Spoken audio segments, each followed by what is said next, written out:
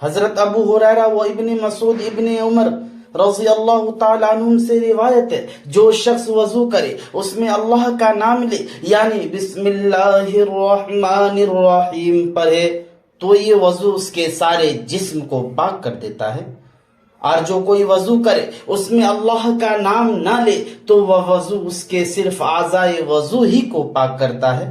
ہمیشہ باوضو رہنا جہاں پاکی صفائی کا اہتمام دوسرے جانب کمال ایمان کی علامت بھی ہے۔ حضرت ثوبان رضی اللہ تعالیٰ عنہ سے روایت ہے کہ رسول اللہ صلی اللہ علیہ وسلم نے فرمایا، ٹھیک ٹھیک چلو، صراط مستقیم پر قائم رہو، لیکن چونکہ یہ استقامت بہت مشکل ہے اس لیے تم اس پر پورا قابو ہرگز نہ پا سکو گے، لہٰذا ہمیشہ اپنے کو قصوروار اور خطا کار بھی سمجھتے رہو۔ اچھی طرح جان لو تمہارے سارے اعمال میں سب سے بہتر عمل نماز ہے، اس لیے اس کا سب سے زیادہ اہتمام کرو، اور وضو کی پوری نگہداشت پس بندہ مومن ہی کر سکتا ہے۔ محترم حضرات، میرے دینی بھائیوں اور دوستوں، عام طور سے یہ سمجھا جاتا ہے وضو صرف نماز یا عبادت کے لیے کیا جاتا ہے، جبکہ نبی کریم صلی اللہ علیہ وسلم رات کو سوتے وقت بھی مستقل وضو فرماتے تھے۔ اس سنت پر عمل کرنے میں جہاں آخرت کا ثواب وہیں متعدد دنیاوی فوائد بھی ہیں۔ محترم حضرات، آدمی دعاؤں کا محتاج ہے، دوسروں سے بھی دعائیں کراتا ہے، بزرگوں، بڑوں اور والدین کی دعائیں اثر بھی رکھتی ہے، اثر بھی دکھاتی ہے، نیز مصائب سے بھی بچاتی ہے۔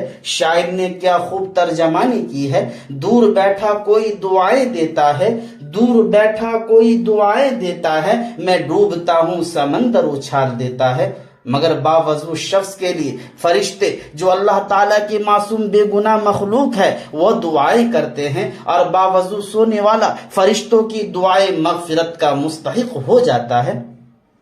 حضرت ابو ہریرہ رضی اللہ تعالیٰ عنہ سے روایت ہے، جو شخص باوضو رات گزارے تو ایک فرشتہ کرامن کاتبین کے علاوہ بھی اس کے ساتھ رات گزارتا ہے۔ جب بندہ بیدار ہوتا ہے تو وہ فرشتہ دعا کرتا ہے، اے اللہ، آپ کی اس بندے نے باوضو رات گزاری، اے اللہ آپ اس کی مغفرت فرما دیجیے۔ میرے محترم بزرگوں، دوستو، آدمی دعائیں کرتا رہتا ہے مگر آدمی کی دعائیں قبول نہیں ہوتی، جبکہ رات میں باوضو سونا دعا کی قبولیت اور ضروریات پوری ہونے کا ذریعہ ہے۔ اللہ کے رسول صلی اللہ علیہ وسلم نے ارشاد فرمایا، جو شخص پاکی کی حالت میں سوئے پھر رات کے کسی حصے میں اس کی آنکھ کھلے اور وہ اللہ تعالیٰ سے دنیا و آخرت کی کسی ضرورت کے بعد سوال کرے تو اللہ تعالیٰ وہ چیز اس کو عطا فرما دیتے ہیں۔ ایک مسلم و حقیقی مومن آدمی اپنے خاتمے کی فکر لگی رہتی ہے، باوضو مسنون دعائیں پڑھ کر سونا، اس کے بعد کوئی دنیاوی بات نہ کرنا حسن خاتمہ کی علامت اور حسن خاتمہ کا سبب ہے۔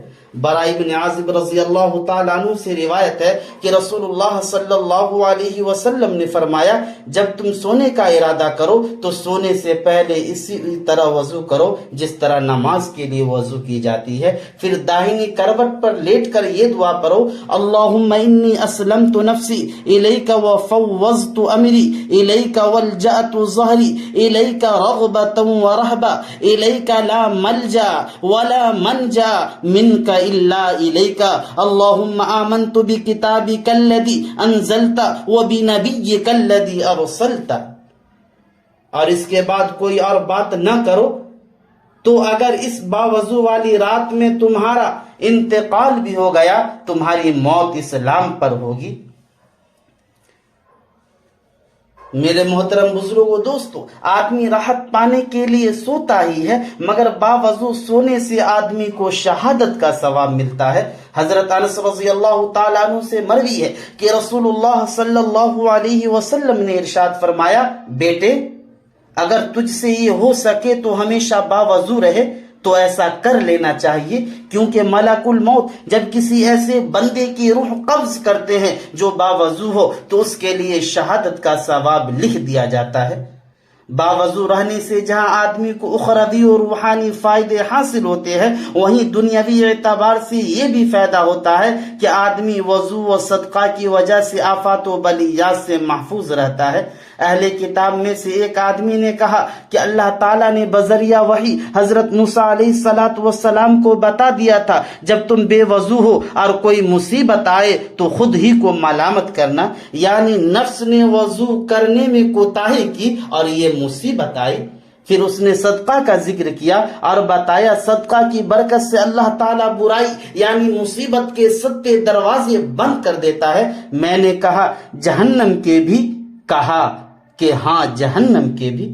میرے محترم بزرگوں دوستو، وضو کی پابندی کرنا، ہمیشہ باوضو رہنا مومن کا شعار اور مومن کی علامت بتایا گیا ہے۔ حضرت ثوبان رضی اللہ تعالیٰ عنہ سے مروی ہے کہ رسول اللہ صلی اللہ علیہ وسلم نے ارشاد فرمایا کہ مومن ہی وضو کی پابندی کرتا ہے۔